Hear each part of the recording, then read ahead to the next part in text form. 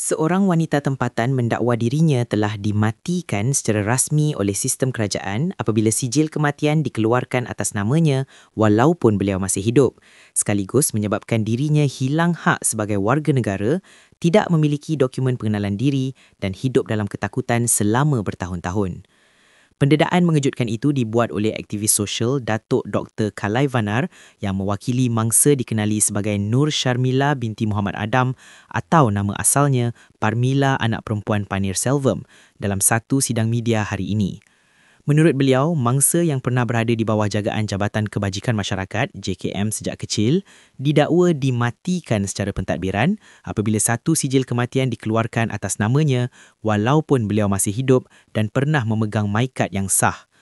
Bayangkan seseorang masih hidup, berjalan, bekerja, bercakap, tetapi dalam rekod negara dia sudah mati. Ini bukan kesilapan kecil, ini satu kegagalan sistemik yang sangat serius, tegas Kalai Vanar. Menurut beliau lagi, mangsa diserahkan ke bawah jagaan JKM sejak kecil melalui perintah mahkamah sebelum ditempatkan di beberapa rumah kebajikan sehingga dewasa. Namun selepas mencapai umur 18 tahun dan cuba menguruskan dokumen peribadi, beliau terkejut apabila dimaklumkan bahawa statusnya telah direkodkan sebagai meninggal dunia sejak tahun 2009. Lebih mengejutkan, kad pengenalan serta dokumen penting milik mangsa dirampas oleh pihak berkuasa kononnya bagi tujuan siasatan menyebabkan beliau hidup tanpa identiti sah, tidak boleh bekerja, membuka akaun bank, membuat laporan polis atau mendapatkan sebarang perkhidmatan asas. Bagaimana seseorang boleh diisytiharkan mati sedangkan kad pengenalannya masih wujud, saksi hidup masih ada dan tiada bukti fizikal kematian? Soal Kalai Vanar. Beliau turut mempersoalkan peranan Jabatan Pendaftaran Negara JPN serta menuntut siasatan menyeluruh terhadap individu yang meluluskan sijil kematian tersebut, termasuk mengenal pasti siapakah pemberi maklumat palsu yang menyebabkan status mangsa dipadamkan daripada sistem negara. Menurut beliau, kes ini membuktikan wujudnya kelemahan serius dalam sistem pentadbiran negara sehingga boleh menafikan hak asasi seorang warga negara untuk hidup sebagai manusia yang sah di sisi undang-undang. Ini bukan isu politik, ini isu kemanusiaan. Kalau perkara seperti ini boleh berlaku kepada seorang rakyat biasa, siapa lagi yang akan jadi mangsa selepas ini, katanya. Beliau turut menyeru agar pihak berkuasa termasuk Kementerian Dalam Negeri, Jabatan Pendaftaran Negara dan pihak polis menjalankan siasatan menyeluruh serta memulihkan status kewarganegaraan mangsa dengan segera. Jadi apa yang sebenarnya berlaku? Kes Nur Sharmila binti Muhammad Adam menjadi perhatian kerana beliau didaftarkan sebagai sudah meninggal dunia walaupun sebenarnya masih hidup. Kesilapan ini berlaku apabila Jabatan Pendaftaran Negara JPN mengeluarkan sijil kematian atas namanya menyebabkan pelbagai masalah dalam kehidupan seharian beliau. Kesilapan seperti ini bukan sekadar teknikal tetapi memberi kesan besar kepada kehidupan seseorang kerana menyebabkan kesukaran dalam banyak hal. Masalah pertama ialah dokumen rasmi terbatal. Kad pengenalan, akaun bank dan rekod rasmi lain boleh terbatal kerana individu terbabit dianggap sudah mati. Masalah kedua ialah akses kepada perkhidmatan terganggu, tidak dapat melakukan urusan rasmi seperti tuntutan insurans, pembukaan akaun atau urusan pusaka ataupun mendapat rawatan dari hospital kerana sudah diisytihar sebagai mati. Mengikut Peraturan Jabatan Pendaftaran Negara, sijil kematian hanya boleh dikeluarkan berdasarkan pengesahan kematian daripada pihak hospital atau doktor. Jika berlaku kesilapan fakta atau perketerianan, waris atau individu boleh membuat permohonan pembetulan di bawah Seksyen 27-2 dan 3 Akta Pendaftaran Kelahiran dan Kematian 1957. Kes Nur Sharmila menunjukkan kemungkinan berlaku kesilapan pelaporan atau salah urus data yang akhirnya menyebabkan sijil kematian dikeluarkan secara tidak sah. Jadi siapakah yang bersalah? Adakah pihak hospital, pelapor atau JPN yang cuai? Siapa yang bersalah hanya dapat diketahui jika ada siasatan terbuka berkenaan tentang kes ini dan kes lain yang serupa. Kerana ini bukanlah kes pertama orang yang masih hidup tapi diisytihar sebagai sudah mati. Kes ini menimbulkan persoalan tentang kelemahan sistem pentadbiran kematian di Malaysia. Jika terbukti ada kecuaian, pihak berkenaan boleh dikenakan tindakan kerana menyebabkan kerugian kepada individu. Kesimpulannya, kes Nur Sharmila binti Muhammad Adam adalah contoh nyata bagaimana kesilapan pentadbiran boleh menjejaskan hak asasi seseorang. Ia membuka perbincangan tentang keperluan sistem pendaftaran yang lebih teliti, mekanisme semakan berganda dan saluran aduan yang lebih jelas agar kesilapan seperti ini tidak berulang.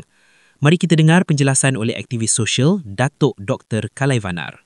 Hari ini 31 hari bulan Disember 2025 jam tepat 3.45 membuat kenyataan ini dengan sungguh sedih dan pilu. Sungguh berat apabila kita tengok apa yang berlaku dalam negara kita. Hari ini adalah 31 hari bulan Disember. Walaupun kita akan menyambut 2026, tapi untuk dia, Parimalah, nama Islam dia Nur Syarmilah binti Muhammad Adam. Ini Muhammad Adam. Nama Tamil apa tu? Nama Hindu? Panir Selvom. Dulu Panir Selvom, sekarang dah menganut Islam. Okey. Sekarang isu macam ni. Dia roh dah hidup balik. Okey. Dia dikatakan roh. Ini dia punya sijil kematian. Tengok macam mana JPN keluar sijil kematian, kita tidak tahu.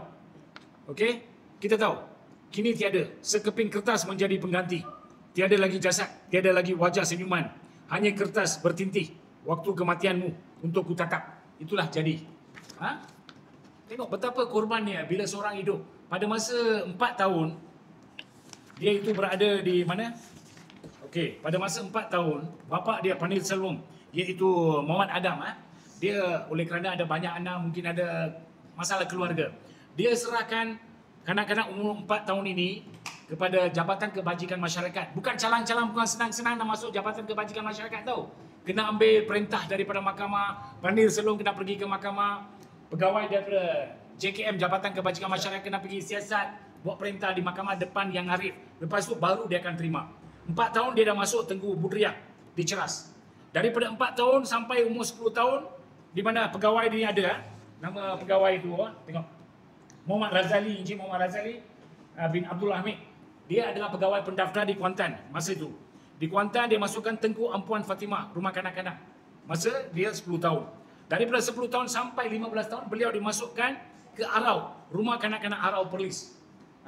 Okey, dimasukkan dia. Lepas daripada sana, umur 18 tahun, dia keluar. Bila dia keluar, ini semua saksi ada sini tau. Dia yang jadi pendaftar. Nasib baik syukur kepada Tuhan lah. Dia datang tampilkan apa? Demi kebenaran. Okey, dalam hal ni, tiba-tiba pada umur 22 tahun, dia dah cari dia punya bapa, abang semua dia cari dah. Dia cari, dia balik ke Pangkuan. Balik ke Pangkuan, lepas tu pada umur 22 tahun, dompet dia hilang. Dikajak. Masa dompet dia hilang, dia buat report polis. Ini report polis. Ini report polis di mana dompet dia hilang. Tarik Tarik 23 Mei 2012. Dia buat report polis. Bila dah buat report polis, lepas tu dia pergi JPN Kajang lah. Bila pergi JPN Kajang pula syorkan dia supaya pergi Seremban. Dia pun heran pasal Seremban pula. Okey, dia pun pergi lah. Pergi, dia cakap bawa surat beranak, bawa kad pengenalan, semua dia pergi serah. Dia pergi serah, depa rampas, betul ya?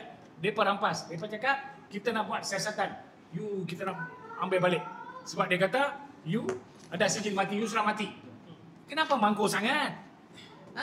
Ada orang depan, sepatutnya penjawat awam yang bertugas JPN, kena bawa dia siasat. Sebelum siasat, jangan rampas. Rampas senang saja you rampas.